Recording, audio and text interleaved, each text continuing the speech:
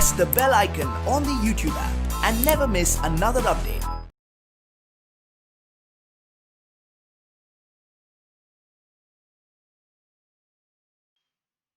Hi, my dear students. So in the last class we discussed the initial concept of gravitation along with the planetary motions concepts which are given by the laws of Kepler's, and also we solved some of the problems. In the today's class we will go through the extended part of the gravitation, that is with respect to the Newton's conclusions and how the Newtons give the gravitational force concepts. Okay, so let's start with the concept universal law of gravitation. Universal law of gravitation. So universal law of gravitation is also known as Newton's law of gravitation. So ನೆನಪಿರಲಿ, so question sometimes ಕೇಳಬೇಕಾದ್ರೆ universal ಲಾ ಅಂತ ನಾವು ಕೇಳ್ಬೋದು ಅಥವಾ Newton's law of gravitation ಅಂತ ನಾವು ಕೇಳ್ಬೋದು. So ಇದನ್ನ 2 ಮಾರ್ಕ್ಸ್ಗೆ sometimes 3 ಮಾರ್ಕ್ಸ್ಗೆ ಕೇಳೋ ಚಾನ್ಸಸ್ ಇರುತ್ತೆ. Okay, very important with respect to this law. 2 marks or 3 marks. So universal law of gravitation ಏನು ಹೇಳುತ್ತೆ? ಸೊ ಇನಿಷಿಯಲ್ ನಾನು ಹೇಳಿದ್ದೆ ಗ್ರಾವಿಟೇಷನ್ ಫೋರ್ಸ್ ಎಕ್ಸ್ಪ್ಲನೇಷನ್ ಅಲ್ಲಿ every particle of matter in the universe will attract other particle and that force of attraction is nothing but gravitational force. So ಅದನ್ನೇ ಇವರು ಏನು ಮಾಡ್ತಾರೆ, especially loss ಅಲ್ಲಿ ಎಕ್ಸ್ಪ್ಲನೇಷನ್ ಕೊಡ್ತಾ ಹೋಗ್ತಾರೆ. ಸೊ ಲಾಸ್ ಅಲ್ಲಿ ಹೇಳ್ಬೇಕಾದ್ರೆ ಐ ಹ್ಯಾವ್ ಅನ್ ಸ್ಟೇಟ್ಮೆಂಟ್ ಇರುತ್ತೆ, ಅದಕ್ಕೆ ಕಂಡೀಷನ್ಸ್ ಇರುತ್ತೆ, ಕನ್ಕ್ಲೂಷನ್ಸ್ ಇರುತ್ತೆ. ಎರಡನ್ನು ನಾವು ಚೂಸ್ ಮಾಡ್ತಾ ಹೋಗ್ಬೇಕು. For example, consider 2 bodies. So this is the first body having mass m1 separated by some distance, and second body having mass m2. Okay, the first body will attract the second body. The second body will attract the first body. For example, the first body acts the force on the second body, attracting force. So I will choose this force as F1. If the second body will act the force on the first body, I will take it as force F2. Both these are separated by distance, some small distance is D. So D is the distance of separation between the two bodies, two particles. So no problem.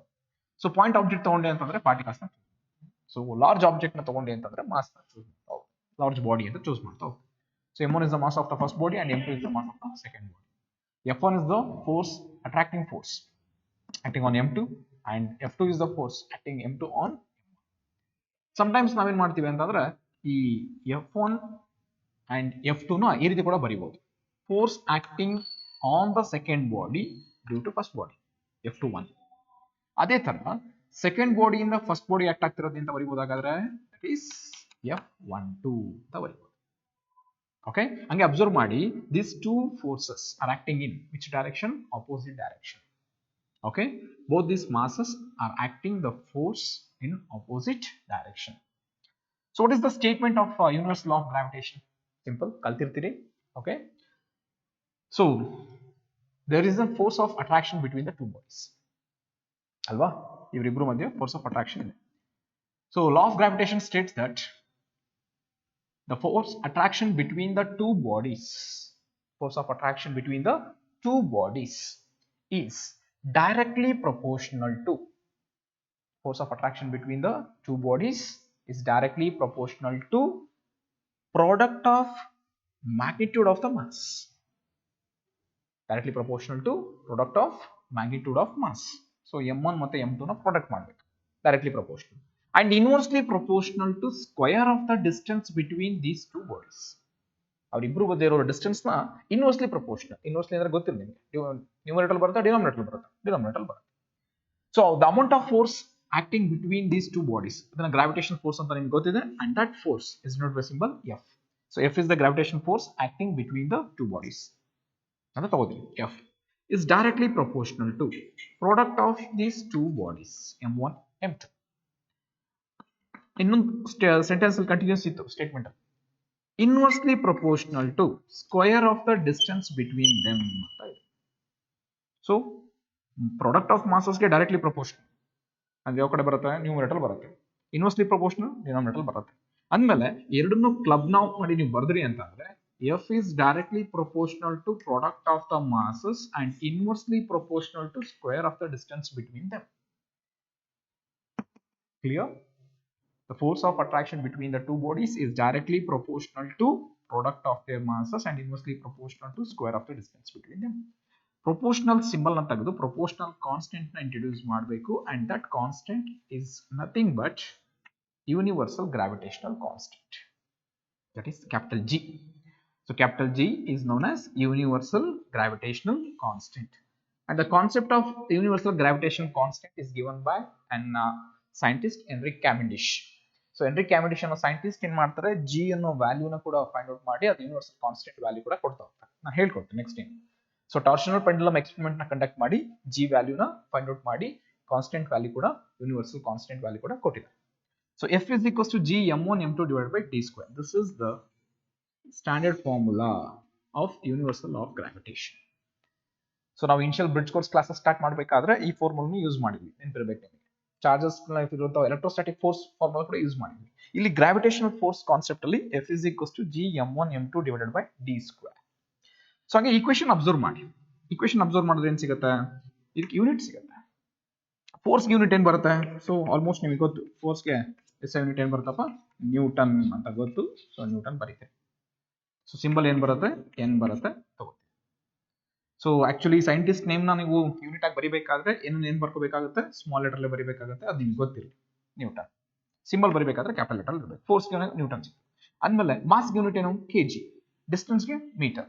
So ಇಲ್ಲಿ metre square ಇರುತ್ತೆ, KG into kg, kg square. Force unit ಏನು, Newton. ಆದ್ಮೇಲೆ G ಅಂದ್ರೆ ಏನಂತ ಹೇಳಿದೆ, G means universal gravitational constant.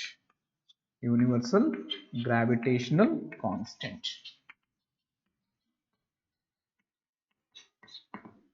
What is the value of G? G value is 6.67 into 10 to the power of minus 11.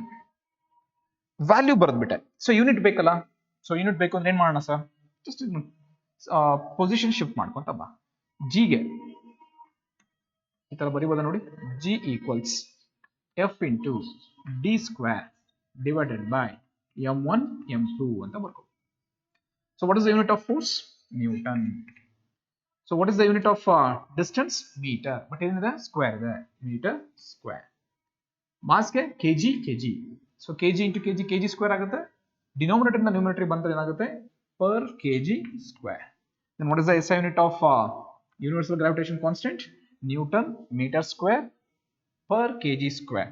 In which system? In SI system. So units and dimensions ಪಾಠ ಕಲ್ತಿದ್ದೀರಾ SI system ಅಲ್ಲಿ.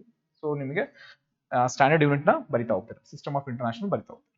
We having another unit that is nothing but CGS unit. So CGS unit ಅಲ್ಲಿ ಬರೋದಾದ್ರೆ G ಏನಾಗುತ್ತೆ, in CGS unit, in CGS formal ಏನ್ ಬರುತ್ತಪ್ಪ, G equals Newton ಏನ್ ಬರುತ್ತೆ, dine ಬರುತ್ತೆ. ಮೀಟರ್ ಏನ್ ಬರುತ್ತೆ, ಸೆಂಟಿಮೀಟರ್ ಬರುತ್ತೆ. ಕೆಜಿ ಏನ್ ಬರುತ್ತೆ, ಗ್ರಾಮ್ ಬರುತ್ತೆ.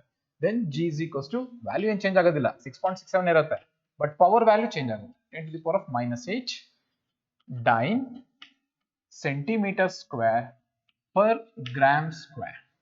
So this is the CGS unit of universal gravitational constant G. So next ಆ G ವ್ಯಾಲ್ಯೂನ ಕಾನ್ಸ್ಟೆಂಟ್ ಅಂತ ಹೇಳಿದೀವಿ. ಓಕೆ, ನಾವು ಇಶ್ಯೂ ಯೂನಿಟ್ ಇದೆ, ಬಟ್ ಹಂಗಂದ್ರೆ ಡೈಮೆನ್ಷನ್ ಫಾರ್ಮುಲಾ ಇರಲ್ವಾ, ಇರುತ್ತೆ. ಯೂನಿಟ್ ಇದೆ ಅಂದ್ರೆ ಡೈಮೆನ್ಷನ್ ಫಾರ್ಮುಲಾ ಇರಲೇಬೇಕಲ್ಲ. Then you have to write the dimensional formula for G, universal gravitational constant. So ಇಲ್ಲೊಂದು ಫಾರ್ಮುಲಾ ನಾವು ತಗೊಂಡಿದ್ವಿ, G is equals to F d square divided by m1 m2. F ಅಂದ್ರೆ force. ಫೋರ್ಸ್ಗೆ dimension formula ಏನ್ ಬರುತ್ತೆ, m1 L1 T minus 2. Dimension formula for force m1 L1 T minus 2. Distance length ಅಂತ ತಗೊಳ್ತೀರಾ, ಅದಕ್ಕೆ dimension formula L square.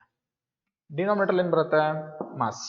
So m 2. So 2 ಮೇಲೋದ್ರೆ ಏನಾಗುತ್ತೆ, -2 ಅಲ್ಲಿ +1 ಹೋದ್ರೆ -1. Then dimensional formula for universal gravitational constant ಏನಾಗುತ್ತೆ, m -1 L 3 T minus 2. So ಇಲ್ಲಿ observe ಮಾಡಿರಬೇಕು ಯೂನಿಟ್ಸ್ ಅಂಡ್ ಡೈಮೆನ್ಷನ್ಸ್ ಚಾಪ್ಟರ್ ಕೂಡ ಹೇಳ್ಕೊಟ್ಟಿರ್ತಾರೆ. ನೆಗೆಟಿವ್ ಮಾಸ್ ಡೈಮೆನ್ಷನ್ ಇರುವಂತ ಒಂದು ಫಿಸಿಕಲ್ ಕ್ವಾಂಟಿಟಿ ನಾವು ತಗೊಳ್ಳೋದಾಯ್ತು ಅಂತಂದ್ರೆ that is universal gravitational constant. So ಇದು ಇನಿಷಿಯಲ್ ಅಲ್ಲಿ ನೀವು ಯೂನಿವರ್ಸಲ್ ಲಾ ಆಫ್ ಗ್ರಾವಿಟೇಷನ್ ಕಲಿಬೇಕಾದ್ರೆ ಬೇಕಾಗಿರುವಂತ ಇಂಪಾರ್ಟೆಂಟ್ ಪಾಯಿಂಟ್ಸ್. ಫಸ್ಟ್ನೇದು ಸ್ಟೇಟ್ಮೆಂಟ್ ನಾವು ನೆನ್ಪಿಟ್ಕೊಳ್ಳೋದು ಬಹಳ ಈಸಿ, ಅದು ಕೂಡ ಹೈಸ್ಕೂಲಿಂದ ಕಲ್ತಿರ್ತೀರಿ. ಇಲ್ಲಿ ಸ್ಟೇಟ್ಮೆಂಟ್ ಜೊತೆಲೆ ಕೆಲವು ವ್ಯಾಲ್ಯೂಸ್ ನ ಕೂಡ ನೀವು ನೆನ್ಪಿಟ್ಕೋಬೇಕಾಗುತ್ತೆ. Especially universal gravitation constant value ಅದನ್ನ SI ಯೂನಿಟ್ ಅಲ್ಲಿ ನೋಡಿ ನೆನ್ಪಿಟ್ಕೊಂಡಿರ್ಬೇಕು, ಮತ್ತೆ CGS ಯೂನಿಟ್ ಅಲ್ಲೂ ನೆನ್ಪಿಟ್ಕೊಂಡಿರ್ಬೇಕು. ಇಲ್ಲಿ ಇಂಪಾರ್ಟೆಂಟ್ ಪಾಯಿಂಟ್ ಏನಿದೆ ಅಂತಂದ್ರೆ ಅದನ್ನ ನೋಟಲ್ಲಿ ನೀವು ತಗೋಬೇಕು. ಇಂಪಾರ್ಟೆಂಟ್ ಪಾಯಿಂಟ್ ಏನ್ ಸರ್? ಇಲ್ಲಿ ಅಬ್ಸರ್ವ್ ಮಾಡ್ತಾ ಇರ್ಬೇಕಾದ್ರೆ force acting from first body to second body and second body to the first body, ಆ ಎರಡು ಆಕ್ಟ್ ಆಗ್ತಿರೋ ಫೋರ್ಸ್ ಇದೆಯಲ್ಲ ಅದನ್ನೆಂತ ಫೋರ್ಸ್ ಅಂತ ಕರೆದ್ರೆ ಗ್ರಾವಿಟೇಷನಲ್ ಫೋರ್ಸ್ ಅಂತ. This gravitational force acting in which direction? Opposite direction. ಅಂದ್ಮೇಲೆ both are in equal proportion. ಅಂದ್ರೆ force acting between the two bodies are equal but in opposite direction. ಅದನ್ನ ನೆನ್ಪಿಟ್ಕೋಬೇಕು ಇಲ್ಲಿ. ಯಾವಾಗ ಅಂದ್ರೆ if two bodies having same masses. ಎರಡು mass same ಇತ್ತು ಅಂದ್ರೆ automatically act ಆಗೋ ಫೋರ್ಸ್ ಕೂಡ ಏನಾಗಿರುತ್ತೆ? ಸೇಮ್ ಇದ್ದೇ ಇರುತ್ತೆ. ಕ್ಲಿಯರ್? ಎಸ್. ಸೊ ಇಲ್ಲಿ ಇನ್ನೊಂದು ಪಾಯಿಂಟ್ ನೀವು ನೋಟಲ್ಲಿ ಅಬ್ಸರ್ವ್ ಮಾಡ್ಬೇಕಾದ್ರೆ ಏನು ಅಂತಂದ್ರೆ G ನ ತಗೋತೀರಾ, especially G is equals to FD square divided by M1 M2 ಅಂತ ತಗೋತಾರೆ. ಅವ್ರು ಏನ್ ಮಾಡ್ತಾರೆ? ಡಿಫೈನ್ ಯೂನಿವರ್ಸಲ್ ಗ್ರಾವಿಟೇಷನಲ್ ಕಾನ್ಸ್ಟೆಂಟ್ ಅಂತ ಕೇಳ್ತಾರೆ 1 ಮಾರ್ಕ್ಸ್ಗೆ, ಅಥವಾ ಹಿಂಗೂ ಕೂಡ ಕೇಳೋ ಚಾನ್ಸಸ್ ಇರುತ್ತೆ. ಡಿಫೈನ್ ಯೂನಿವರ್ಸಲ್ ಗ್ರಾವಿಟೇಷನಲ್ ಕಾನ್ಸ್ಟೆಂಟ್ ಅಂತ ಕೇಳೋ ಬದಲು ಡಿಫೈನ್ ಕ್ಯಾಪಿಟಲ್ G ಅಂತ ಕೇಳಿದ್ರು ಅಂತಂದ್ರೆ ಕ್ಯಾಪಿಟಲ್ G ಅಂತ ತಕ್ಷಣ ನೀವು ಕನ್ಫ್ಯೂಷನ್ ಆಗ್ಬಾರ್ದಲ್ಲ. ಸೊ ಅದನ್ನ ನೆನ್ಪಿಟ್ಕೊಂಡಿರ್ಬೇಕು. ಸೊ ಆತರ ಡಿಫೈನ್ G ಅಂತ ಕೇಳೋದು ತುಂಬಾ ಕಡಿಮೆ, ಬಟ್ ಯೂನಿವರ್ಸಲ್ ಕಾನ್ಸ್ಟೆಂಟ್ ಅಂತ ಏನಾದ್ರು ಡೆಫಿನೇಷನ್ ಕೇಳಿದ್ರೆ ನೀವು ಇದನ್ನ ಬರೀಬೇಕು. So universal gravitational constant. Our gravitational constant is defined as it is the force acting between two bodies. It is the force acting between how many bodies? Two bodies of unit mass. ನಾನು G ನ define ಮಾಡಬೇಕಾದ್ರೆ ನೆನಪಿರಬೇಕು there is a force acting between two bodies. Okay? F ಇದ್ದೇ ಇರುತ್ತೆ gravitational force. Okay? Universal gravitational constant is defined as force acting between the two bodies of unit mass. Unit mass ಅಂದ್ರೆ 1 unit mass ನ ತಗೋಬೇಕಾದ್ರೆ unit mass which are separated by unit distance. ಅಂದ್ಮೇಲೆ denominator 1 numerator 1 ಆಯ್ತು ಅಂತಂದ್ರೆ G is equals to ಏನಾಗುತ್ತೆ? F ಆಗುತ್ತೆ. Then ಈಗ ಈ ವ್ಯಾಲ್ಯೂ ನಿಮಗೆ 1 1 1 ಇದೆ ಅಂತ ಫೋರ್ಸ್ ಯೂನಿಟ್ ಏನು? Newton. Then what is the value of that becomes 1 Newton. If force is said to be 1 Newton, force 1 Newton ಆಗಿದೆ ಅಂತಂದ್ರೆ there is an acting between the two bodies of how many mass? Unit mass. ಅವರು separate ಮಾಡಿರೋ distance obviously unit distance. ಅರ್ಥ ಆಯ್ತಾ? 1 metre distance separate ಮಾಡಿದೀವಿ, 1 kg of mass ಎರಡನ್ನೂ ತಗೊಂಡಿದೀವಿ. ಆದ್ಮೇಲೆ ಅವರಿಬ್ರು ಮಧ್ಯೆ ಆಕ್ಟ್ ಆಗ್ತಿರೋ ಗ್ರಾವಿಟೇಷನಲ್ ಫೋರ್ಸ್ ವ್ಯಾಲ್ಯೂ ಎಷ್ಟು ನ್ಯೂಟನ್ ಇರುತ್ತೆ? 1 newton. Then it's a condition of universal gravitational constant. ಆಗ್ಬೋದಾ? ಇನ್ನೊಮ್ಮೆ ರಿಪೀಟ್ ಮಾಡ್ಲಾ? Gravitational constant is defined as force acting between the two bodies of unit mass which are separated by unit distance. So in the first condition, note alli. Second condition, gravitational constant conditions ತಗೊಂಡಾಗ there is a gravitational force. ನಾನು ಆಗ್ಲೇ ಹೇಳಿದೆ this gravitational force is an mutual force. Gravitational force ಎಂತ force ಅಪ್ಪ? mutual force. So mutual force ಅಂದ್ರೆ they are acting in opposite direction. Both are acting in opposite direction having same magnitude. ಎರಡು magnitude same ಇರುತ್ತೆ but opposite direction ಇರುತ್ತೆ. ಆಮೇಲೆ ಈ ತರ ಬರೀಬಹುದು sir. For example F21 equals minus F12 ಅಂತ ಬರೀಬಹುದು. F21 equals minus F12. Both are equal but opposite in direction. ಆಮೇಲೆ F21 minus ಇರೋದು ಕಡೆ ಬಂದ್ರೆ ಏನಾಗುತ್ತೆ? ಪ್ಲಸ್ ಆಗುತ್ತೆ. F12 equals ಏನಾಗುತ್ತಪ್ಪ? 0. Both are acting in opposite direction. The total force acting between these two bodies. ಅಲ್ವಾ? ಎರಡನ್ನೂ act ಆಗ್ತಿರೋ values ನ ನೀವು ಸಬ್ಸ್ಟಿಟ್ಯೂಟ್ ಮಾಡಿದ್ರೆ both are acting in opposite direction. So shift ಮಾಡಿದ್ರೆ it becomes 0.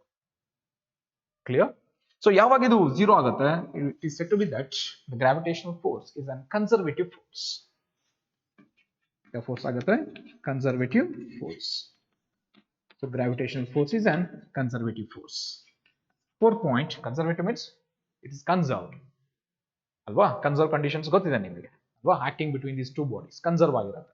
Remains always constant ಆಗಿ. It never changes. Constant ಆಗಿ act ಆಗ್ತದೆ. ಕಾನ್ಸ್ಟೆಂಟ್ ಆಗಿ ಆಕ್ಟ್ ಆಗಬೇಕು ಅಂದ್ರೆ it never depends on other particles surrounded by it. For example ಇಲ್ಲಿ m1 ಇದೆ ಅಂತಂದ್ರೆ ಇದು ಸುತ್ತಲೂ ಯಾವುದೋ ಒಂದು ಬೇರೆ ಪಾಯಿಂಟ್ ಅಲ್ಲಿ ಆಬ್ಜೆಕ್ಟ್ಸ್ ಇದೆ ಅಂತ ಅನ್ಕೋ. ಸೊ ಇಲ್ಲಿ ಇವರಿಬ್ಬರ ಮಧ್ಯೆ ಫೋರ್ಸ್ ಇಂಟರಾಕ್ಟ್ ಆಗ್ತಿದೆ ಅಂತಂದ್ರೆ ಇಲ್ಲಿ ಪಾರ್ಟಿಕಲ್ ಇದ್ರೂ ಕೂಡ ಈ ಫೋರ್ಸ್ ನ ಏನು ಎಫೆಕ್ಟ್ ಮಾಡೋದಿಲ್ಲ. ಸೊ ಇಲ್ಲಿರೋ ಪಾರ್ಟಿಕಲ್ ಏನು ಎಫೆಕ್ಟ್ ಮಾಡೋದಿಲ್ಲ. ಅಕಸ್ಮಾತ್ ಈ ಪಾರ್ಟಿಕಲ್ ಮಧ್ಯ ಗ್ರಾವಿಟೇಷನ್ ಫೋರ್ಸ್ ಇತ್ತು ಅಂತಂದ್ರೆ they never interact, they never get effect, ಅದರಿಂದ ಏನು ಎಫೆಕ್ಟ್ ಆಗೋದಿಲ್ಲ. That's why gravitation force is independent of the particles surrounded by it, okay, and also it is independent of the medium at which it is placed. So ಯಾರ್ಯಾರ ಮೇಲೆ ಅದು depend ಆಗೋದಿಲ್ಲ, surrounding particles ಮೇಲೆ depend ಆಗೋದಿಲ್ಲ, and also does not depends on medium. So independent of surrounding particle and independent of medium. Clear? Yes. And ಇನ್ನೊಂದು ಕೂಡ ನೀವು ಕಲ್ತ್ಕೊಂಡಿದ್ದೀರಿ, ನೆನಪಿರ್ಬೇಕು ಅಂತ ಅನ್ಕೋತೀನಿ. That is gravitational force is the weakest force ಅಂತ ನಾನು ಲಾಸ್ಟ್ ಕ್ಲಾಸ್ ಅಲ್ಲಿ ಕೂಡ ಹೇಳಿದ್ದೀನಿ. Gravitation force is weakest force.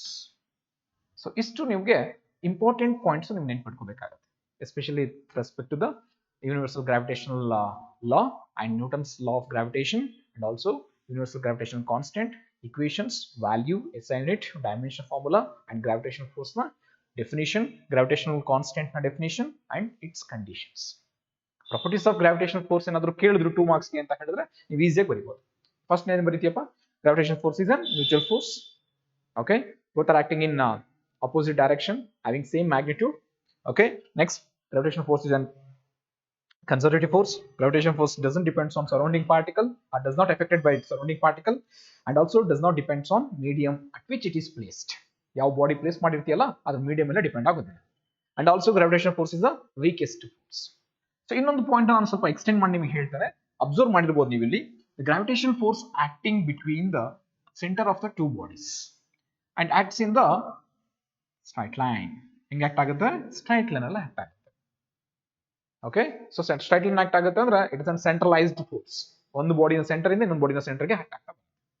So it's always acting from one body center to the another body. In which line? Straight line. Clear? Yes. So this is the last point. The force acting in straight line. That is from center to center of the body. So ಇಷ್ಟು ನಿಮಗೆ initial ಆಗಿ ಬೇಕಾಗಿರುವಂತ points regarding universal law of gravitation. ಅರ್ಥ ಆಗಿದೆಯಾ? Yes. Take down and we can continue with the vector form of universal law of gravitation.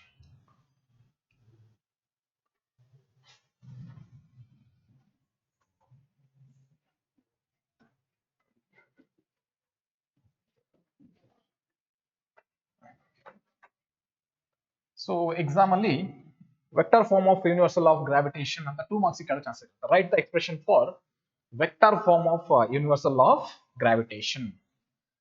So ಆಗ ನೀವೇನ್ ಮಾಡಬೇಕು ಅಂದ್ರೆ ಇಕ್ವೇಶನ್ ಬರೀಬೇಕು, ಈಕ್ವೇಶನ್ ಅಲ್ಲಿ ಇರುವಂತಹ ಟರ್ಮ್ಸ್ ನ ಎಕ್ಸ್ಪ್ಲೇನ್ ಮಾಡ್ತಾ ಬರಬೇಕು. ಸೊ ವೆಕ್ಟರ್ ಚಾಪ್ಟರ್ ಕೂಡ ನಿಮಗೆ ಹೇಳ್ಕೊಟ್ಟಿರ್ತಾರೆ, ನೆನಪಿರ್ಬೇಕು ನಿಮಗೆ. ವೆಕ್ಟರ್ಸ್ ಅಲ್ಲಿ ಏನೇನು ಸಿಂಬಲ್ ಯೂಸ್ ಮಾಡಬೇಕು, ಯೂನಿಟ್ ವೆಕ್ಟರ್ ಹೆಂಗ್ ಬರೀಬೇಕು, ಓಕೆ, ಕ್ಯಾಪ್ ಹೆಂಗ್ ಬರೀಬೇಕು ಎಲ್ಲ ಗೊತ್ತಿದೆ ನಿಮಗೆ. ಬಟ್ ಇಲ್ಲೊಂದ್ಸಲ ನಿಮಗೆ ರಿವೈಸ್ ಮಾಡಿ ಹೇಳ್ಕೊಡೋಣ. Law of gravitation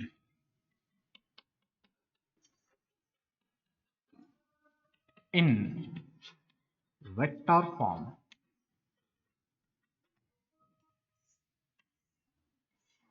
so second P U ಬಂದಾಗಲೂ ಅಷ್ಟೇ ಸುಮಾರು ಲಾಸ್ ನ ನಿಮಗೆ ಬರೀತಾ ಇದಾರೆ ಅಂತಂದ್ರೆ ಆ ಲಾಸ್ ನಲ್ಲಿ ಸ್ಟೇಟ್ಮೆಂಟ್ ಆದ್ಮೇಲೆ ಎಕ್ಸ್ಪ್ರೆಷನ್ ಬರೀತೀರಾ. ಅಲ್ಲಿ ಸ್ಟೇಟ್ಮೆಂಟ್ ಬರೆದು ಎಕ್ಸ್ಪ್ರೆಷನ್ ಬರೆದ್ರೆ 2 marks ಇರುತ್ತೆ. ಸ್ಟೇಟ್ಮೆಂಟ್ ಬರೆದು ಎಕ್ಸ್ಪ್ಲನೇಷನ್ ಮಾಡಿ ಇಕ್ವೇಶನ್ ಬರೆದು ಎಕ್ಸ್ಪ್ಲನೇಷನ್ ಮಾಡೋದಕ್ಕೆ 3 marks ಇರುತ್ತೆ. ಸೊ ಹಿಂದೆ ನಾವು ಬರೆದಿದ್ದು ಲಾನು ಅಷ್ಟೇ, ನೀವು ಸ್ಟೇಟ್ಮೆಂಟ್ ಬರೀತೀರಾ 1 mark ಸಿಗುತ್ತೆ, ಅಂಡ್ ಎಕ್ಸ್ಪ್ರೆಷನ್ ಬರೆದ್ರಿ ಅದಕ್ಕೆ 1 mark ಸಿಗುತ್ತೆ. ಕೆಳಗಡೆ ಅದರ ಟರ್ಮ್ಸ್ ನ ಎಕ್ಸ್ಪ್ಲೇನ್ ಮಾಡಬೇಕು. ಎಕ್ಸ್ಪ್ಲೇನ್ ಅಂತ ಕೇಳಿದ್ರು ಅಂದ್ರೆ ಸ್ಟೇಟ್ ಅಂಡ್ ಎಕ್ಸ್ಪ್ಲೇನ್ ಅಂತ ಕೇಳಿದ್ರು ಅಂದ್ರೆ ಟರ್ಮ್ಸ್ ನ ಎಕ್ಸ್ಪ್ಲೇನ್ ಮಾಡಬೇಕು. ಅದಾದ್ಮೇಲೆ ನಾನು ಜಿ ವ್ಯಾಲ್ಯೂ ಎಲ್ಲ ಬರೋದಲ್ಲ, SI ಯೂನಿಟ್ ಬರೋದಲ್ಲ, ಅದನ್ನೆಲ್ಲ ಬರೀಬೇಕಾಗುತ್ತೆ. ಆಯ್ತಾ? ಸೊ ಇಲ್ಲೂ law of gravitation in vector form ಅಂತ ಕೇಳ್ತಾರೆ. So I will consider with reference, origin reference choose ಮಾಡ್ತೀನಿ. ಸೊ ಆರಿಜಿನ್ ಇಂದ some distance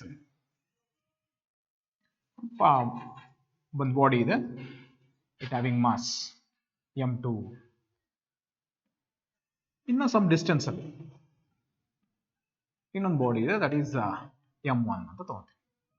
so what is the distance of this body ತಗೊಂಡ್ರೆ this is r2 R2 is the position vector. R2 is the position vector from origin to the mass. ಅಂದ್ರೆ ಇದೇನು ಬರ್ಕೋತೀವಿ sir R1 position vector. R1 ಇದೇನಾಗುತ್ತಪ್ಪ R2. And what is the distance of separation between this mass m1 and m2? m1 ಮತ್ತೆ m2 ಮಧ್ಯೆ distance of separation ಎಷ್ಟಿದೆ ಅದು ಬರಿಬೇಕಾಗುತ್ತೆ. So distance of separation ಬರೋಕ್ಕಿಂತ ಮುಂಚೆ ನಾವೇನ್ ಮಾಡಬೇಕಾಗುತ್ತೆ, 2 ಮಾರ್ಕ್ಸ್ ಕೇಳಿದ್ರು ಅಂತಂದ್ರೆ ಡಯಾಗ್ರಾಮ್ ಬರೀತೀಯ, ಈಕ್ವೇಷನ್ ಬರ್ತೀವಿ. 1 ಮಾರ್ಕ್ಸ್ ಕೇಳಿದ್ರೆ ಈಕ್ವೇಷನ್ ಬರ್ದ್ಬಿಟ್ಟು ಟರ್ಮ್ಸ್ ಎಕ್ಸ್ಪ್ಲೇನ್ ಮಾಡ್ತೀವಿ, ನೋ ಪ್ರಾಬ್ಲಮ್. ಅಕಸ್ಮಾತ್ ನಿಮ್ಗೆ ಕಂಪ್ಲೀಟ್ ಆಗಿ ಅರ್ಥ ಆಗ್ಬೇಕು ಅಂತಂದ್ರೆ ಫಸ್ಟ್ ನೀವು m1 ಇಂದ ಫೋರ್ಸ್ ಆಕ್ಟ್ ಆಗೋದನ್ನ ಬರ್ಕೋಬೇಕು ಅಂಡ್ m2 ಇಂದ ಫೋರ್ಸ್ ಆಕ್ಟ್ ಆಗೋದನ್ನ ಬರ್ಕೋಬೇಕು. m1 ಇಂದ ಆಕ್ಟ್ ಆಗೋ force that is F21 vector form. Force acting on the second body due to first body. ಇಲ್ಲಿ ಬರ್ಕೊಂಡು ಸೆಕೆಂಡ್ ಬಾಡಿ ಇಂದ ಫಸ್ಟ್ ಬಾಡಿ ಆದ್ರೆ force acting on first body due to second body. Consider two bodies having mass m1 and m2. m1 is situated at a distance position vector r1 from the origin and m2 is situated at a distance of position vector r2 from the origin. These two bodies are separated by an position vector distance that is to be taken as r12 vector. r12 is the position vector of the body m2 with respect to m1. r12 is the position vector of body m2 or particle m2 with respect to m1. Aboda m1 m2 are the two bodies having mass, okay, separated by distance ಗೊತ್ತಾಯ್ತು, force acting ಕೂಡ ಗೊತ್ತಾಯ್ತು. So ಇಲ್ಲಿ observe ಮಾಡಬೇಕಾದ್ರೆ ಏನು ಅಂತಂದ್ರೆ ನಿಮಗೆ universal of gravitation equation ಗೊತ್ತು. ಏನ್ ಹೇಳುತ್ತೆ, F equals G into m1 m2 divided by d square ಅಂತ ಹೇಳ್ಕೊಡಿ. ಇದು ಸ್ಟ್ಯಾಂಡರ್ಡ್ ಫಾರ್ಮುಲಾ. ಈ ಸ್ಟ್ಯಾಂಡರ್ಡ್ ಫಾರ್ಮುಲಾ ಯೂಸ್ ಮಾಡ್ಕೊಂಡು ನೀವೇನ್ ಮಾಡಬೇಕು, ವೆಕ್ಟರ್ ಫಾರ್ಮ್ ಅಲ್ಲಿ ಬರೆಯಬೇಕು. Have to write in the vector form ಅಲ್ವಾ. ಆ ವೆಕ್ಟರ್ ಫಾರ್ಮ್ ಬರೋಕ್ಕಿಂತ ಮುಂಚೆ ನೆನಪಿರಬೇಕು F21 F12 ಏನು ಅಂತ ಗೊತ್ತಿರಬೇಕು. F21 is the force acting on the second body due to first body. F12 is the force acting on the first body due to second body. R12 is the position vector of second body with respect to first body. ಅಂದ್ರೆ R21 ಅಂತ ಬರೆದ್ರೆ R21 is the position vector of first body or first body with respect to second body, ಅಥವಾ m1 with respect to m2 ಈ ತರ ಬರೀಬಹುದು, no issue. But R12 ಅಂತ ಬರೀತೀಯಾ ಅಂತಂದ್ರೆ ನೆನಪಿರಬೇಕು R21 ಅಂತ ಏನಾದ್ರು ತಗೊಂಡೆ ಅಂತಂದ್ರೆ ಆಗ್ಲೇ ಹೇಳ್ಕೊಟ್ಟೆ, this is minus of R12 vector. ನೆನಪಿದೆ R12 ವೆಕ್ಟರ್ ಅಂತ ತಗೋತಾ ಇದೆ ಅಂದ್ರೆ it in the different forms. Unit vector ಕೂಡ ಬರೀಬಹುದು ನಾವು. ಹೆಂಗ್ ಬರೀತೀಯಾ, magnitude of the vector R12 into R12 cap ಅಂತ ಬರೀತೀವಿ. ನೆನಪಿದೆ ಅಲ್ವಾ, ಎಸ್. ಅಂಡ್ R12 ಕ್ಯಾಪ್ ನ ತಗೋತಾ ಇದೆಯಾ ಅಂತಂದ್ರೆ it can also be result, ಈ ತರ ಬರೀಬಹುದು. ಯಾವ ರೀತಿ, magnitude R1 minus R2 divided by R1 minus R2 modulus, ಈ ತರ ಕೂಡ ಬರೀಬಹುದು. ಸೊ ಇಷ್ಟು ನಿಮಗೆ ಇಂಪಾರ್ಟೆಂಟ್ ಪಾಯಿಂಟ್ಸ್ ಗೊತ್ತಿರಬೇಕು. ಇದೊಂದು ಪಾಯಿಂಟ್ ಗೊತ್ತಿರಬೇಕು, ವೆಕ್ಟರ್ ಫಾರ್ಮ್ ತಗೋಬೇಕು. ಯಾಕೆ ಅಂದ್ರೆ ಈಗ ನೀವು ಕಲ್ತಿರೋ ಈ ಕಾನ್ಸೆಪ್ಟ್ ನ ನೆಕ್ಸ್ಟ್ ಸೆಕೆಂಡ್ ಪಿ ಯುಗೆ ಏನಾದ್ರು ಕ್ಯಾರಿ ಮಾಡಬೇಕು ಅಂದ್ರೆ ಈ ವೆಕ್ಟರ್ ಫಾರ್ಮ್ ಪರ್ಫೆಕ್ಟ್ ಆಗಿರ್ಬೇಕು. ಈ ಅಷ್ಟು ಕಾನ್ಸೆಪ್ಟ್ ಸೆಕೆಂಡ್ ಇಯರ್ ಅಲ್ಲಿ ಯೂಸ್ ಆಗಬೇಕಾದ್ರೆ ವೆಕ್ಟರ್ ಫಾರ್ಮ್ ತುಂಬಾ ಇಂಪಾರ್ಟೆಂಟ್. ಎಸ್ಪೆಷಲಿ NCERT ಸಿಲೆಬಸ್ ಅಲ್ಲಿ ನಿಮಗೆ ಬಂದ್ರೆ ವೆಕ್ಟರ್ ಫಾರ್ಮ್ಸ್ ಅಲ್ಲೇ ತುಂಬಾ ಈಕ್ವೇಷನ್ಸ್ ಕೂಡ ಕೇಳ್ತಾರೆ. ಇವನ್ ಡಿರೈವೇಷನ್ ಮಾಡಬೇಕಾದ್ರೂ ಕೂಡ ಅಷ್ಟೇ ವೆಕ್ಟರ್ ಫಾರ್ಮ್ ಅಲ್ಲಿ ಇಂಪಾರ್ಟೆಂಟ್ ಆಗಿರುತ್ತೆ. ಇದು ಕ್ಲಿಯರ್ ಆಯ್ತಾ, ಎಸ್. ದೆನ್ ಈಕ್ವಲ್ ನಿಮ್ಗೆ ವೆಕ್ಟರ್ ಫಾರ್ಮ್ ಅಲ್ಲಿ ಬರೆಯೋದು ತುಂಬಾ ಏನು ಕಷ್ಟ ಆಗುತ್ತೆ, ಬಹಳ ಈಸಿ. ಬರೆಯೋಣ ಹಾಗಾದ್ರೆ ಫಸ್ಟ್ ಯಾವ್ದಕ್ಕೆ ಬರೆಯೋಣ, F12 ಗೆ ಬರೆಯೋಣ ಅಥವಾ F21 ಗೆ ಬರೆಯೋಣ, ನಿಮ್ ಇಷ್ಟ. F12 ಗೆ ಬರದೆ ಅಂತ ಅನ್ಕೊಳ್ಳೋಣ. F12 ವೆಕ್ಟರ್ ಈಕ್ವಲ್ಸ್ F12 ಹಿಂಗೆ ಅಬ್ಸರ್ವ್ ಮಾಡಿದ್ರೆ ಇಲ್ಲಿ R12 ಇದೆ, ನಿಮಗೆ ಮೈನಸ್ ಆಗಿ ಸಿಗುತ್ತೆ.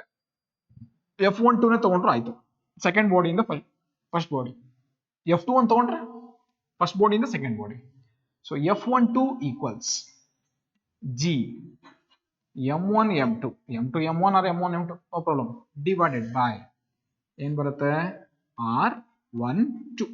But R12 is minus of R21 ಅಂದ್ಮೇಲೆ ಇಲ್ಲಿ ಏನ್ ತಗೋಬೇಕಾಗುತ್ತೆ, ಮೈನಸ್ ತಗೊಂಡ್ರು ವೆಕ್ಟಾರ್ R12 ವೆಕ್ಟಾರ್ ಇಲ್ಲೇನ್ ಬರುತ್ತಪ್ಪ square. Then it can be written as ಯಾವ ರೀತಿ ಬರೀಬಹುದು, F12 vector equals minus Gm1 m2 divided by ಇಲ್ಲೇನ್ ಬರೀಬಹುದು ಅಂತ ಗೊತ್ತು ನಿಮಗೆ, ನೆನಪಿದ್ಯಾ, R12 square into R12 cap. ಸರಿನಾ, r12 ಸ್ಕ್ವೇರ್ r12 ಕ್ಯಾಪ್ ಇಲ್ಲಿ ಪೊಸಿಷನ್ ತಗೊಳ್ಳೋದಾಯ್ತು. ಡೈರೆಕ್ಟ್ ಆಗಿ ಬರ್ತೀನಿ ವೆಕ್ಟರ್ ಕಂಡೀಷನ್ಸ್ ಅಲ್ಲಿ, ಯಾಕಂದ್ರೆ ಇಲ್ಲಿ r12 ಏನ್ ಬರುತ್ತೆ r12 ಇಂಟು r12 ಕ್ಯಾಪ್ ಇದೆ. ಇಲ್ಲಿ ವೆಕ್ಟರ್ ನ ಚೂಸ್ ಮಾಡಿದ್ರೆ ಇಲ್ಲಿ ಡೈರೆಕ್ಟ್ ಆಗಿ ಬರ್ಕೊಂಡಿದ್ದೀನಿ, ಇಲ್ಲ ಇಲ್ಲಿ ಡೈರೆಕ್ಟ್ ಆಗಿ ಬರ್ದು ಇಲ್ಲಿ ವೆಕ್ಟರ್ ಫಾರ್ಮ್ ಅಲ್ಲಿ ಬರ್ತಾರೆ. ಸೊ r12 ಸ್ಕ್ವೇರ್ ಇಲ್ಲಿ r12 ಕ್ಯಾಪ್, ಸರಿನಪ್ಪ. So it can be written as f12 equals minus gm1 m2. You can write it as r1 minus r2 cube into r1 minus r2. So ಈ form ನ ಇಲ್ಲಿ choose ಮಾಡಿದ್ರೆ you can write it this equation. So ಅಂದ್ಮೇಲೆ ಇಲ್ಲಿ vector ಬರೀ ಅವಶ್ಯಕತೆ ಇದೆಯಾ sir? ಬರ್ದಿಲ್ಲ ಅಂದ್ರೆ ನಡೆಯುತ್ತೆ. r12 ಸ್ಕ್ವೇರ್ ಅಬ್ಸರ್ವ್ ಮಾಡು, r12 ಇದು ಶಿಫ್ಟ್ ಆದ್ರೆ ಏನ್ ಬರುತ್ತಪ್ಪ, r12 vector divided by r12 cap. ಆದ್ಮೇಲೆ ಇಲ್ಲಿ ನೀವು ತಗೊಂಡ್ರಿ ಅಂದ್ರೆ r12 divide by r12 cap ಅಂದ್ರೆ r12 ಕ್ಯಾಪ್ ಮೇಲೆ ಹೋಗುತ್ತೆ. Simple, clear. ಸೊ ಇದನ್ನ ಆಲ್ಟರ್ನೇಟ್ ಫಾರ್ಮ್ ಅಲ್ಲಿ ನೀವು ಬರೆಯೋದಾದ್ರೆ ಯಾವ್ದು ಬರೆಯೋಣ?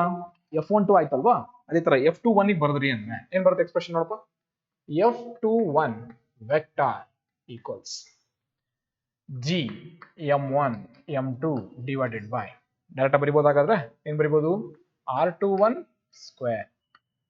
ಡೈರೆಕ್ಟ್ ಬರೆಯೋಣ r21. ಸರ್ ಮೈನಸ್ ಇತ್ತು, ಇಲ್ಲಿ ಮೈನಸ್ ಯಾಕೆ ಇಲ್ಲ, ಆಲ್ಮೋಸ್ಟ್ ಗೊತ್ತು ನಿಮಗೆ. ಮೈನಸ್ ಇದೆ ಅಂತಂದ್ರೆ ಇನ್ನೊಂದು ಆಪೋಸಿಟ್ ಆಗಿ ಏನಾಗಿರುತ್ತೆ, ಪ್ಲಸ್ ಇರುತ್ತೆ, because both are acting in opposite direction. Then f21 vector equals g m1 m2 divided by, ಇದು ಹೆಂಗ್ ಬರೀತೀಯಪ್ಪ, r2 minus r1 whole cube r2 minus r1. So this is a vector form equation. Example ಕೇಳಿದ್ರೆ 2 marks ಕೇಳಿದ್ರೆ either this equation or this equation. Equation ಗೆ 1 marks ಇರುತ್ತೆ. Next ಅದರ terms ನ explain ಮಾಡಬೇಕು. G ಅಂದ್ರೆ universal gravitational constant, m1 is the mass of first body, m2 is the mass of second body, r12 is the position vector of first body with respect to second body, f12 is the force acting on the first body due to second body due to first body. So ಇಷ್ಟು points ನಿಮಗೆ vector form ಅಲ್ಲಿ ಬರಬೇಕು. ಅರ್ಥ ಆಗಿದೆಯಾ? S, ನೋಡೋಣ.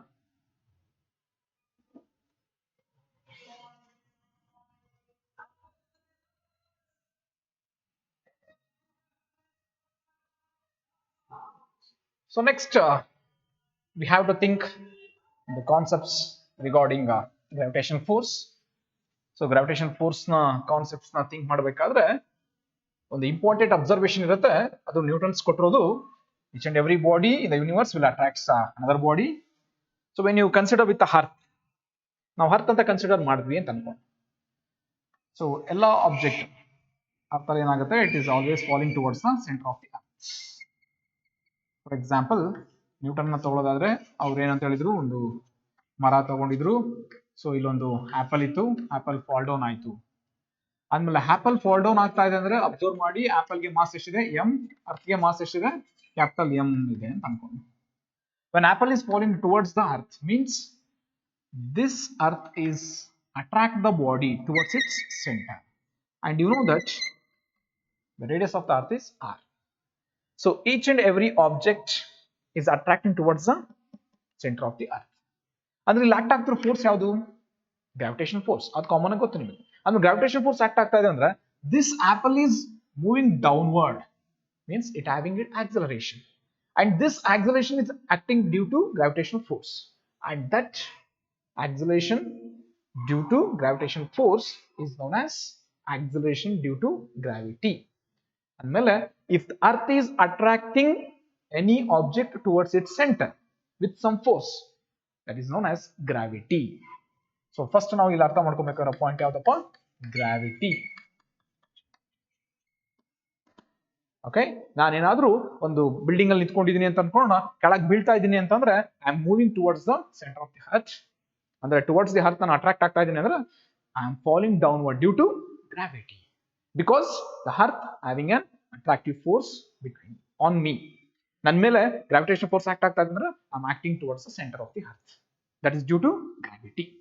ಅಂದ್ರೆ obviously ಆ body ಏನಿರುತ್ತೆ, ಆಕ್ಸಲೇಷನ್ ಇರುತ್ತೆ, and that acceleration is known as acceleration due to gravity.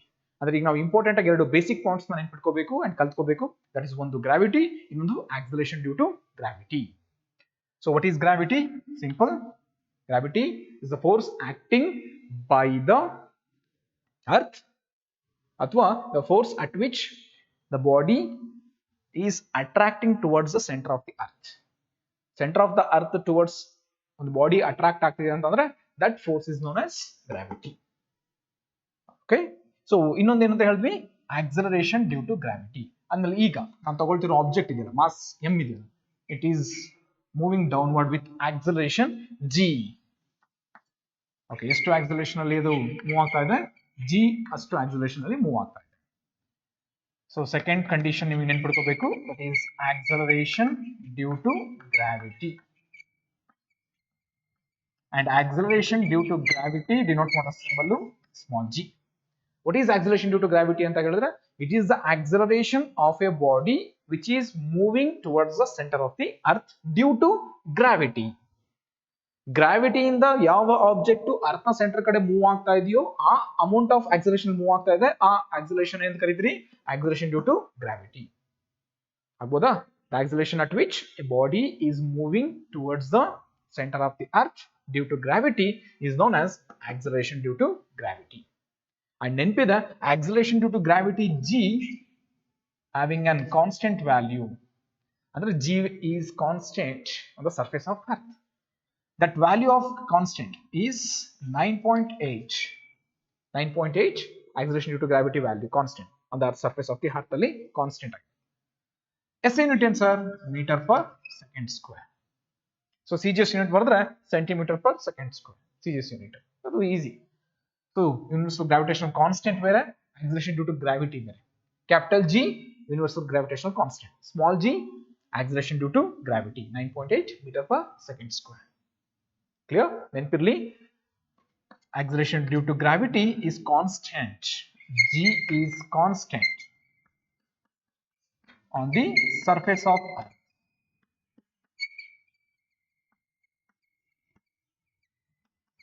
Surface of Earth ಮೇಲೆ universal gravitation constant value constant ಆಗಿ ಇರುತ್ತೆ.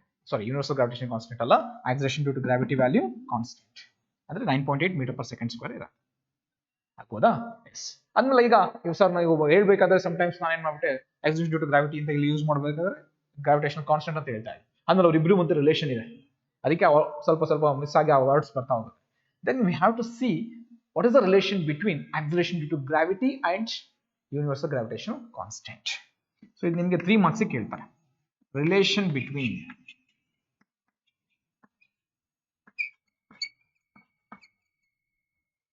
Small g and capital G. ಸೊ ಹಂಗಂತ ಹೇಳಿ ನೀವು ಸ್ಮಾಲ್ g ಕ್ಯಾಪಿಟಲ್ G ಅಂತಾನೆ ಬರ್ಕೋಬೇಡಿ, acceleration due to gravity and universal gravitational constant ಅಂತ ಬರ್ಬಿಟ್ಟು bracket ಬರ್ಕೊಳ್ಳಿ. ಏನ್ ಕನ್ಸಿಡರ್ ಮಾಡೋಣ, ಸಿಂಪಲ್. ಈ acceleration due to gravity ಬೇಕು ಅಂದ್ರೆ ಏನಿರಬೇಕು, ಒಂದು ಅರ್ತ್ ಇರಬೇಕು.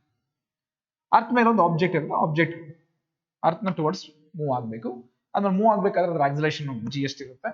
ಓಕೆ, ಆದ್ಮೇಲೆ g ಇದೆ ಅಂತಂದ್ರೆ this object acting towards the center of the earth experiencing a force.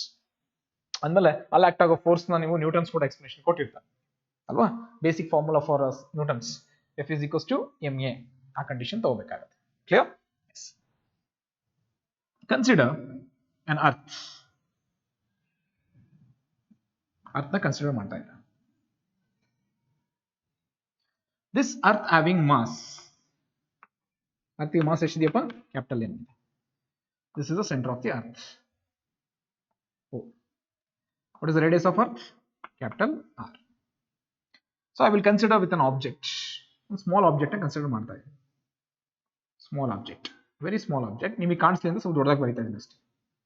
So gravitational force ಹೆಂಗೆ ಆಕ್ಟ್ ಆಗುತ್ತೆ, from body of one center to another center. ಅಂದ್ರೆ ನಾನು ತಗೊಂಡಿರೋ ಆಬ್ಜೆಕ್ಟ್ ನ ಮಾಸ್ ಇದೆಯಲ್ಲ, this is small m. Small m ಅಷ್ಟು mass ಇದೆ. Okay, so it is falling downward. Downward move ಆಗ್ತಾ ಇತ್ತು ವಿತ್ ಸಮ್ ಆಕ್ಸಲರೇಷನ್. ಎಷ್ಟಿದೆ ಆಕ್ಸಲರೇಷನ್ a ಅಂತ ತಗೊಂಡ್ರೆ, that acceleration which is acting towards the centre of the earth due to gravity, then it is said to be acceleration due to gravity. Then acceleration a is equals to ಏನಾಗುತ್ತೆ, g ಆಗುತ್ತೆ. So ಅದ್ಮೇಲೆ ಇಲ್ಲಿಂದ ಇಲ್ಲಿಗಿರೋ distance almost ಇಲ್ಲಿ observe ಮಾಡಿದ್ರಿ sir, actually surface of earth ಇರೋದು distance r radius. ಈ distance very small ಇದೆಯಲ್ಲ, ಏನ್ ಮಾಡಬೇಕು, just neglect, very small distance, point object ಆಗಿರೋದ್ರಿಂದ you consider with that small distance is neglected. Therefore, total distance between the center of these two bodies, Earth to this body, is r. Clear? Yes. And we know the basic relation of gravitational force. Gravitational force is the basic relation of law of gravitation. So what is the equation according to law of gravitation? What is the expression? Law of gravitation prakara F is equals to, because this body is moving towards the center of Earth due to gravitational force, that is due to gravity, that force F is equals to in barutte G m1 m2 divided by d square. This is equation number 1. ಇಲ್ಲಿ observe ಮಾಡಿ m1 mass ಯಾವ್ದಾಗುತ್ತೆ? Capital M, m2 ಯಾವ್ದಾಗುತ್ತೆ? Small m. m1 is capital M, m2 is small m. ಹೌದಲ್ವಾ? d distance ಏನಾಗುತ್ತೆ? That distance become r ಆಗುತ್ತೆ. Substitute ಮಾಡಿದ್ರೆ ಅಲ್ವಾ? Substitute in the equation 1. equation 1 ಗೆ ಸಬ್ಸ್ಟಿಟ್ಯೂಟ್ ಮಾಡಿದ್ರೆ ಏನು ಬರುತ್ತಪ್ಪ? ಅಬ್ಸರ್ವ್ ಮಾಡಾಗೆ F equals G capital M small m divided by r square. This is the expression. This becomes second equation, equation number 2. According to Newton's second law of motion, Newton's second law of motion ಏನು ಹೇಳುತ್ತಪ್ಪ? F is equals to ma. But ನಿಮಗೆ ಗೊತ್ತಿದೆ ಇಲ್ಲಿ body move ಆಗ್ತಿರೋದು towards the centre with acceleration due to gravity. That is a is equals to g ಆಗುತ್ತೆ, then F is equals to ಏನು ಬರುತ್ತಪ್ಪ? mg. Equation number 3. So observe ಮಾಡಬೇಕಾದ್ರೆ ಏನು ಅಂದ್ರೆ both this gravitational force and acting with respect to this body. ಈ body ಮೇಲೆ act ಆಗ್ತಿರೋ force, ಈ ಬಾಡಿ ಮೇಲೆ ಅರ್ಥ ಆಕ್ಟ್ ಆಗ್ತಿರೋ ಫೋರ್ಸ್. ಸ್ಮಾಲ್ ಬಾಡಿ ಆಕ್ಟ್ ಆಗ್ತಿರೋ force F is equals to mg. Earth act ಮಾಡ್ತಿರೋ ಫೋರ್ಸ್ ಎಷ್ಟು? F is equals to that gravitational force. Then these two forces are equal and on opposite direction. ಅಂದ್ರೆ ಎರಡು equal ಆಗಿದೆ ಅಂತಂದ್ರೆ you have to equate. ಅಲ್ವಪ್ಪ? So both the forces are equal in opposite direction. Equate equation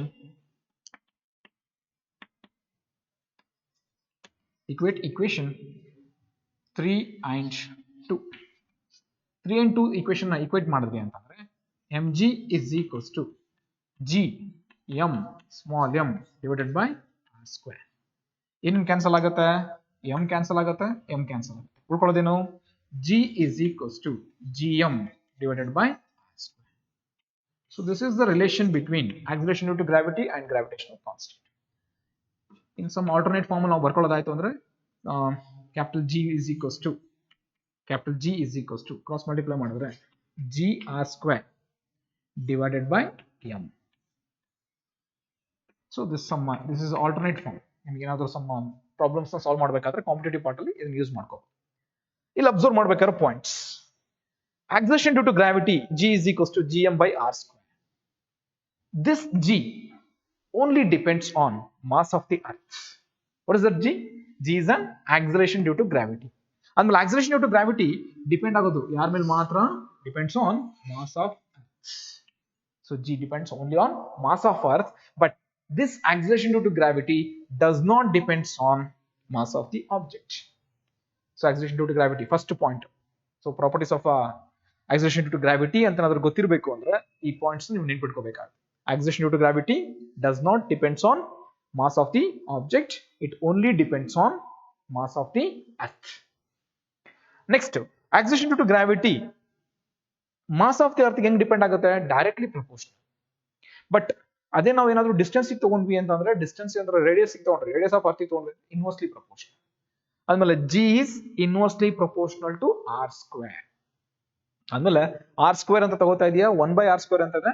ಇದು graph ನ plot ಮಾಡಿದ್ರೆ G versus r square. G is directly proportional to mass of earth. So mass of earth ನ ತಗೊಂತಾ ಹೋದಂಗೆ acceleration due to gravity ಕೂಡ value ಏನಾಗ್ತಾ ಬರುತ್ತೆ? Change ಆಗುತ್ತೆ. So earth ಗೆ ತಗೊಂಡ್ರೆ 9.8 ಮೀಟರ್ ಪರ್ ಸ್ಕ್ವೇರ್ ಇದೆ. And if you with respect to ಬೇರೆ ಬೇರೆ ಪ್ಲಾನೆಟ್ಸ್ ಗೆ ಹೋಯ್ತು ಅಂತಂದ್ರೆ ಅಲ್ಲಿ acceleration due to gravity value ಕೂಡ ಚೇಂಜ್ ಆಗ್ತಾ ಬರುತ್ತೆ. ಟೈಮ್ ಕಡಿಮೆನೂ ಆಗುತ್ತೆ, ಜಾಸ್ತಿನೂ ಆಗುತ್ತೆ.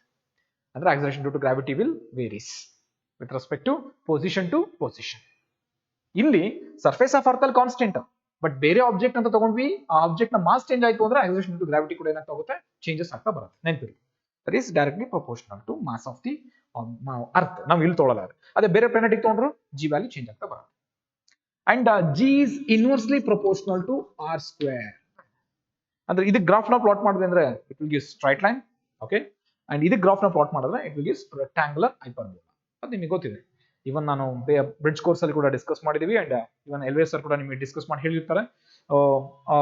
ಗ್ರಾಫ್ಸ್ ನ ಕಂಡೀಷನ್ಸ್ ಕೂಡ ಗೊತ್ತಿರಬೇಕು ನಿಮಗೆ. ಡೈರೆಕ್ಟ್ಲಿ ಪ್ರಪೋರ್ಷನಲ್ ಇದ್ರೆ straight line and inversely proportional ಇದ್ರೆ hyperbola, right? Hyperbola, rectangular, hyper. So these are the important things regarding gravity and acceleration due to gravity, and also relation between acceleration due to gravity and universal gravitational constant. So next derivations ಮಾಡಬೇಕಾದ್ರೆ ಇದು important ಆಗುತ್ತೆ. ಯಾವುದು important ಆಗುತ್ತೆ? G value important ಆಗುತ್ತೆ. G ನ equation G is equals to gm/r². ಇನ್ನೊಂದು point ಕೂಡ ನಾನು ಕನ್ಕ್ಲೂಡ್ ಮಾಡ್ತೇನೆ ಇದರಲ್ಲಿ. acceleration due to gravity ಬೆಲೆ ಮಾಸ್ ಮೇಲೆ ಡಿಪೆಂಡ್ ಆಗುತ್ತೆ ಅಂದ್ರೆ ಪ್ಲಾನೆಟ್ ಟು ಪ್ಲಾನೆಟ್ ಹೋದಾಗ G ಚೇಂಜ್ ಆಗುತ್ತೆ ಅಂಡ್ ರೇಡಿಯಸ್ ಚೇಂಜ್ ಆದಂಗೆ ಚೇಂಜ್ ಆಗುತ್ತೆ ಅಂತ ಹೇಳ್ತಾರೆ. ಇಲ್ಲಿ ಅರ್ತ್ ನ ತಗೊಂಡ್ರೆ ಏನಾಗುತ್ತೆ? ಸ್ಲೈಟ್ ಆಗಿ ಅರ್ತ್ ನ ತಗೊಂಡ್ರೆ ಅಂದ್ರೆ this is south pole, this is north pole, this is east, this is west. ಇಲ್ಲಿ ನೀವು ಇದನ್ನ ಈಕ್ವೇಟರ್ ಅಂತ ತಗೊಂತೀರಾ, ಇದನ್ನ ಈ ಪೊಸಿಷನ್ಸ್ ನ ಪೋಲ್ಸ್ ಅಂತ ತಗೋತೀರಾ. ಅದನಪ್ಪ. So acceleration due to gravity value is maximum near the poles. Poles ನಲ್ಲಿ acceleration due to gravity ಏನಾಗಿರುತ್ತೆ? Maximum. Then acceleration due to gravity is maximum near the poles. So ಇಲ್ಲಿ ಮ್ಯಾಕ್ಸಿಮಮ್. ಅಂದಮೇಲೆ equator ಏನಾಗುತ್ತೆ sir? Minimum. So ನನಗೊಂದು ನನ್ನ friend, ನಾನು PUC ಓದ್ಬೇಕಾದ್ರೆ ಒಂದು question ಕೇಳ್ತಾ ಇದ್ದೆ. ನನಗೆ ಅದು ಅರ್ಥ ಆಗಿಲ್ಲ, ಯಾಕಂದ್ರೆ ನಾವು ಓದೋದು ಕಡಿಮೆ ಓದ್ತಾ ಇದ್ದೆ, ಕಾನ್ಸೆಪ್ಟ್ ವೈಸ್ ಓದೋದು ಕಡಿಮೆ ಓದ್ತಾ ಇದ್ದೆ. ಸೊ ಈಗ ನಾವು ಕಾನ್ಸೆಪ್ಟ್ ವೈಸ್ ಬಹಳ ಎಲಾಬ್ರೇಷನ್ ಮಾಡಿ ಹೇಳ್ಕೊಡ್ತೇವೆ. ರೀಸನ್ ಇಷ್ಟೇ, ನಾವು ಕಲಿಬೇಕಾದ್ರೆ ಪ್ರಾಪರ್ ಕಲಿಯಕ್ ಆಗ್ತಿರ್ಲಿಲ್ಲ. ಬಟ್ ಆಮೇಲೆ ಹೋಗ್ತಾ ಪ್ರಾಪರ್ ಫಿಸಿಕ್ಸ್ ನ ಕಲ್ತಿರೋದಕ್ಕೆ ಹೇಳ್ಕೊಡ್ಬೇಕಾದ್ರೆ ಈಸಿಯಾಗಿ ಮಕ್ಕಳಿಗೆ ಅರ್ಥ ಆಗೋಂಗೆ ಎಷ್ಟಾಗುತ್ತೋ ಅಷ್ಟು ಎಕ್ಸ್ಪ್ಲನೇಷನ್ ಕೊಡ್ತಾ ಹೋಗಿ. ಒಂದು ಏನ್ ಕೇಳಿದ ಫ್ರೆಂಡ್ ಅಂತಂದ್ರೆ ಬಹಳ ಸಿಂಪಲ್ ಕ್ವಶನ್. ಅವನು IIT ಹೋಗ್ಬೇಕು ಅಂತ ತುಂಬಾ ಆಸೆ ಇಡ್ತಾನೆ. ಸೊ ನಾನೇನ್ ಮಾಡಿದೀನಿ, 1 kg ಆಫ್ ಆಪಲ್ ನ ನಾರ್ತ್ ಪೋಲ್ ಅಲ್ಲಿ, ನಾರ್ತ್ ಪೋಲ್ ಮೀನ್ಸ್ ಜಮ್ಮು ಕಾಶ್ಮೀರಲ್ಲೂ ನಾನು ವೇಯ್ ಮಾಡಿದೀನಿ ಅಂತ ಅನ್ಕೋತೀನಿ. ಆ 1 kg ಆಪಲ್ ನ ತಗೊಂಡ್ಬಂದು ಇಲ್ಲಿ ಈಕ್ವೇಟರ್ ಸೈಡ್ ಅಲ್ಲಿ, ಈ ಕಡೆ ವೆಸ್ಟ್ ಬೆಂಗಾಲ್ ಆ ಸೈಡಿಗೆ ಹೋದ್ರೆ ಅಥವಾ ಬಾಂಗ್ಲಾದೇಶ್ ಕಡೆ ಹೋಯ್ತು, ಆ ಸೈಡಿಗೆ ಹೋಗಿ ವೇಯ್ ಮಾಡ್ತೀನಿ. ಆಪಲ್ ಅಷ್ಟೇ ಇರುತ್ತಾ, 1 kg ಇರುತ್ತಾ ಅಂತ ನಮಗೆ ಗೊತ್ತಾಗ್ತಿರ್ಲಿಲ್ಲ. ಸೊ ಅಷ್ಟೇ ಇರುತ್ತೆ, 1 kg ಇರುತ್ತೆ, ಅಲ್ಲೂ 1 kg ಇಲ್ಲೂ 1 kg ಅಂತ. ಅಂದ್ರೆ ಇಲ್ಲಿ ಅಬ್ಸರ್ವ್ ಮಾಡ್ಬೇಕಾದ್ರೆ ಏನು ಅಂತಂದ್ರೆ, when you go from this pole to equator, pole ಇಂದ ಈಕ್ವೇಟರ್ ಕಡೆ ಹೋಗ್ತಾ ಇದೀವಿ ಅಂತಂದ್ರೆ it's acceleration due to gravity value will decreases. So what is the basic formula for weight? Weight is equals to m into g. Mass ಏನೋ ಅಷ್ಟೇ ಇರುತ್ತೆ. acceleration due to gravity ಏನಾಗ್ತಾ ಇದೆ? ಡಿಕ್ರೀಸ್ ಆಗ್ತಾ ಇದೆ, ಸ್ಲೈಟ್ ಡಿಕ್ರೀಸ್ ಆಗ್ತಾ ಇದೆ. ಅಂದ್ಮೇಲೆ ಪೋಲ್ಸ್ ಅಲ್ಲಿ, ಎಸ್ಪೆಷಲಿ ನಾರ್ತ್ ಪೋಲ್ ಅಂತ ತಗೊಂಡ್ವಿ ಅಂದ್ರೆ, ನಾರ್ತ್ ಪೋಲ್ ಅಲ್ಲಿ ಮ್ಯಾಕ್ಸಿಮಮ್ ಇದೆ G ವ್ಯಾಲ್ಯೂ, ಅಂಡ್ ನಾವು ಈಸ್ಟ್ಗೆ ಹೋಯ್ತು ಅಂತಂದ್ರೆ ಮಿನಿಮಮ್ ಆಗ್ತಾ ಇದೆ G ವ್ಯಾಲ್ಯೂ. ಅಂದ್ಮೇಲೆ G ವ್ಯಾಲ್ಯೂ ಮಿನಿಮಮ್ ಆಗ್ತಾ ಇದೆ ಅಂದ್ರೆ ವೆಯ್ಟ್ ಕೂಡ ಏನಾಗುತ್ತೆ? ಡಿಕ್ರೀಸ್ ಆಗುತ್ತೆ. ಸೊ ಇಲ್ಲಿ ನಾವು ವೇಯ್ ಮಾಡಿದ್ದು ಪೋಲ್ಸ್ ಕಡೆ ವೇಯ್ ಮಾಡಿದ್ದನ್ನ ಈಕ್ವೇಟರ್ ಕಡೆ ಮಾಡ್ತೀವಿ ಅಂದ್ರೆ ವೆಯ್ಟ್ ಏನಾಗುತ್ತೆ? ಡಿಕ್ರೀಸ್ ಆಗುತ್ತೆ. So acceleration due to gravity also decreases, weight also decreases. So this is a small things you have to be kept in mind. So ಇಷ್ಟು ಅರ್ಥ ಆಗಿದೆ ಅಂತ ಅನ್ಕೋತೀನಿ. ಸೊ ಈ ಪಾಯಿಂಟ್ಸ್ ಅರ್ಥ ಆಯ್ತು ಅಂದ್ರೆ next we have to switch on for and relation of the density of mass density of earth. ಈಗ ನಾವು ಅರ್ತ್ ನ ತಗೊಂಡ್ವಿ, ಅರ್ತ್ ಅಲ್ಲಿ ಮಾಸ್ ನ ಚೂಸ್ ಮಾಡಿದ್ವಿ, acceleration due to gravity ತಗೊಂಡ್ವಿ, ರೇಡಿಯಸ್ ತಗೊಂಡ್ವಿ. ಆಮೇಲೆ ಈ ಮಾಸ್, ಈ ಈಕ್ವೇಷನ್ಸ್ಗೆ ಡೆನ್ಸಿಟಿ ನಾವು ಕಂಪ್ಯಾರಿಸನ್ ಮಾಡಿಕೊಂಡು acceleration due to gravity ಜೊತೆ ರಿಲೇಷನ್ ಕೊಡ್ಬೇಕಾಗುತ್ತೆ. So it's also very important. So you have to give the relation for mass density of earth with respect to or due to acceleration due to gravity. Clear? No doubt.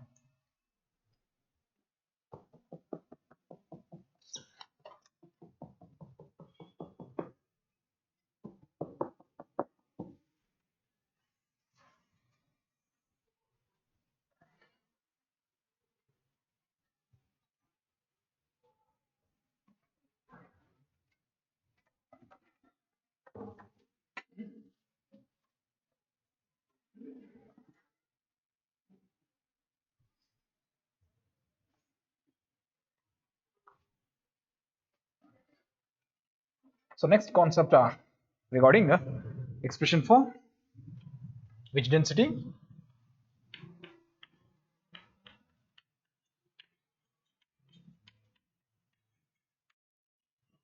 Expression for mass density of earth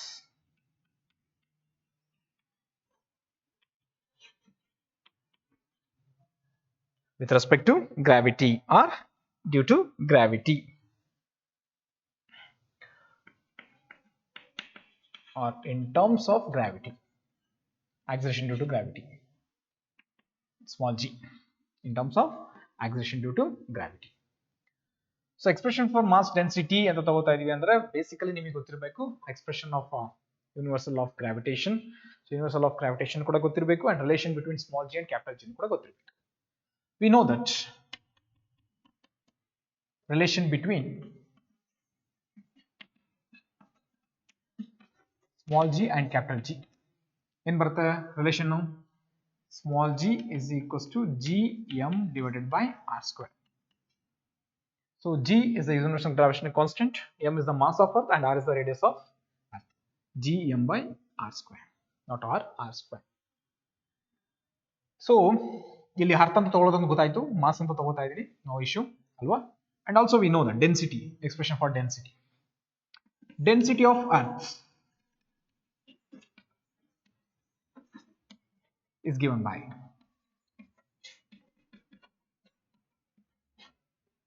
density symbol ಏನಪ್ಪ rho.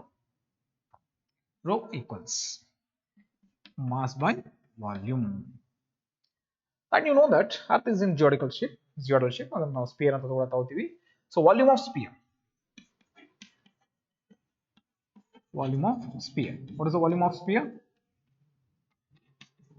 4 by 3 pi r cube. So ಇದು equation number 2 ಅಂತ ಇದೆ, equation number 3 ಅಂತ ಇದೆ. So equation 3 ನ substitute ಮಾಡಿ equation 2 ಅಲ್ಲಿ. Substitute equation 3 in equation 2. Substitute ಮಾಡಿದ್ರೆ rho is equals to ಏನು ಬರುತ್ತಪ್ಪ, m divided by 4 by 3 pi r cube. Actually ನನಗೆ ಬೇಕಾಗಿರೋದೇನು, ಮಾಸ್, m ವ್ಯಾಲ್ಯೂ ಬೇಕು. ನಾನು ಸಬ್ಸ್ಟಿಟ್ಯೂಟ್ ಮಾಡಿದ್ರೆ m ಈಕ್ವಲ್ಸ್ ಕ್ರಾಸ್ ಮಲ್ಟಿಪ್ಲೈ ಮಾಡಿ, ಕ್ರಾಸ್ ಮಲ್ಟಿಪ್ಲೈ ಮಾಡಿದ್ರೆ ಏನು ಬರುತ್ತೆ, 4 by 3 pi r cube into rho. This is mass of the earth in terms of density of earth. Taken as equation number 4. Substitute equation 4. Substitute equation 4 in equation 1. Equation 4 ನ equation 1 ಗೆ substitute ಮಾಡಿದ್ರೆ ಏನು ಬರುತ್ತೆ, observe ಮಾಡಿ. Capital G ಇದೆ, R ಇದೆ, ಅವನ್ನೆಲ್ಲ ಕೂಡ ಕನ್ಸಿಡರ್ ಮಾಡ್ಕೊಂಡು ನೀವು ಬರಿಬೇಕಾಗುತ್ತೆ. ಕ್ಲಿಯರ್?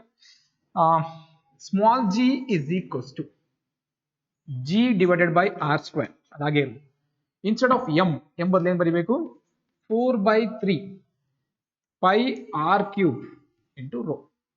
ಇಲ್ಲಿ ಏನು ಕ್ಯಾನ್ಸಲ್ ಆಗುತ್ತೆ, ಆರ್ ಸ್ಕ್ವೇರ್ ಕ್ಯಾನ್ಸಲ್ ಆಗುತ್ತೆ, ಆರ್ ಸ್ಕ್ವೇರ್ ಕ್ಯಾನ್ಸಲ್ ಆಗುತ್ತೆ, ಇಲ್ಲಿ ಏನು ಉಳ್ಕೊಳ್ಳುತ್ತೆ, ಆರ್ ಮಾತ್ರ ಉಳ್ಕೊಳ್ಳುತ್ತೆ. So then that equation becomes, equation ಏನಾಗುತ್ತಪ್ಪ, 4 by 3 ಫಸ್ಟ್ ಬರ್ಕೊಬಿಡಿ, 4 by 3 ಓಕೆ, ಜಿ ಆ ಕಡೆ ತಗೊಳ್ಳಿ, G pi R, G pi R, ಇನ್ನು ಹೇಳ್ಕೊತು ಎಸ್ ಅಲ್ಲ ಇದು rho, that is density. Then what is the final formula, that is therefore small g equals 4 by 3 g pi r into rho. So this is the relation of acceleration due to gravity with respect to density condition. ಅದನ್ನ cross multiply ಮಾಡಿದ್ರೆ ತಂದ್ಕೊಳ್ಳಿ, density is equals to cross multiply ಮಾಡೋದು ಏನು ಬರುತ್ತೆ, 3 by 4 cross multiply ಮಾಡಿದ್ರೆ and G numerator ಉಳ್ಕೊಳ್ಳುತ್ತೆ, denominator ಏನು ಬರುತ್ತೆ, G pi R. So this is the expression for density, mass density of earth in terms of acceleration due to gravity. Then density is directly proportional to acceleration due to gravity, and density is inversely proportional to radius of the earth. ಎರಡು points ನೆನ್ಪಿಟ್ಕೋಬೇಕು, directly proportional, sorry, inversely proportional to radius of the earth. ಅದರಲ್ಲಿ depend ಆಗೋದು density, mass density of earth ಯಾರ ಮೇಲೆ depend ಆಗುತ್ತೆ, ಒಂದು acceleration due to gravity ಮೇಲೆ depend ಆಗುತ್ತೆ, ಇನ್ನೊಂದು inversely proportional to radius of the earth ಮೇಲೆ ಡಿಪೆಂಡ್ ಆಗ್ತಾ ಬರುತ್ತೆ. ಕ್ಲಿಯರ್? ವ್ಯಾಲ್ಯೂ ಸಬ್ಸ್ಟಿಟ್ಯೂಷನ್ ಮಾಡೋದಾಗುತ್ತೆ, ಏನು ಭಾರಿ ಕಷ್ಟ ಅಲ್ಲ. ಜಿ ವ್ಯಾಲ್ಯೂ ಗೊತ್ತು 9.8 metre per second square, and capital G value ಗೊತ್ತು 6.67 into 10 to the power of -11 newton metre square per KG square. Radius of the earth, radius of the earth ಎಷ್ಟು sir, 6400 kilometre ಅಂತ ಗೊತ್ತು ನಿಮಗೆ. So competitive problems ನ solve ಮಾಡಬೇಕಾದ್ರೆ ಇದನ್ನ ಬೇಕಾದ್ರೆ ನೀವು 64 ಅಂತ ಅನ್ಕೊಳ್ಳಿ, ತೊಂದರೆ ಇಲ್ಲ. Kilo means 10 to the power of 3, ಇಲ್ಲಿ 2 zeros ಅಂದ್ರೆ 64 into 10 to the power of 5 metre ಅಂತ ಯೂಸ್ ಮಾಡ್ಕೊಳ್ಳಿ, ನೆನ್ಪಿಟ್ಕೋಬೇಕು. ಸೊ ಇದೆಲ್ಲ ಇಂಪಾರ್ಟೆಂಟ್. ಡೆರಿವೇಷನ್ ಮಾಡಿದ ತಕ್ಷಣ ಬರೀ ಈಕ್ವೇಷನ್ ಸಿಕ್ಕಿದ್ರೆ ಸಾಕಾಗುತ್ತೆ. ಅದು ನೆಕ್ಸ್ಟ್ ಪ್ರಾಬ್ಲಮ್ ಸಾಲ್ವ್ ಮಾಡಬೇಕಾದ್ರೆ ಎಷ್ಟಾಗುತ್ತೋ ಅಷ್ಟು ಮಿನಿಮೈಸ್ ಮಾಡ್ಕೋಬೇಕಾಗುತ್ತೆ. ಕ್ಯಾಲ್ಕುಲೇಷನ್ ಪರ್ಪಸ್ಗೆ ಬಂದಾಗ ಕಾಂಪಿಟೇಟಿವ್ಲಿ ಮಿನಿಮೈಸ್ ಮಾಡ್ಕೊಂಡ್ರೆ ಈಸಿಯಾಗಿ ಸಾಲ್ವ್ ಆಗ್ತಾ ಬರುತ್ತೆ. ಅಂಡ್ ಕ್ಯಾಲ್ಕುಲೇಷನ್ ಕೂಡ ಕ್ವಿಕ್ ಆಗಿ ಸಾಲ್ವ್ ಆಗ್ತಾ ಬರುತ್ತೆ. Clear? So note down the expression for mass density of earth in terms of g. ಒಂದು g with respect to density ಬರ್ದಿದ್ದೀನಿ, ಇನ್ನೊಂದು density with respect to g ಬರ್ದಿದ್ದೀನಿ. ಎರಡು ಎಕ್ಸ್ಪ್ರೆಷನ್ ಪರ್ಫೆಕ್ಟ್ ಆಗಿ ನೆನ್ಪಿಟ್ಕೊಳ್ಳಿ. ಕ್ಲಿಯರ್?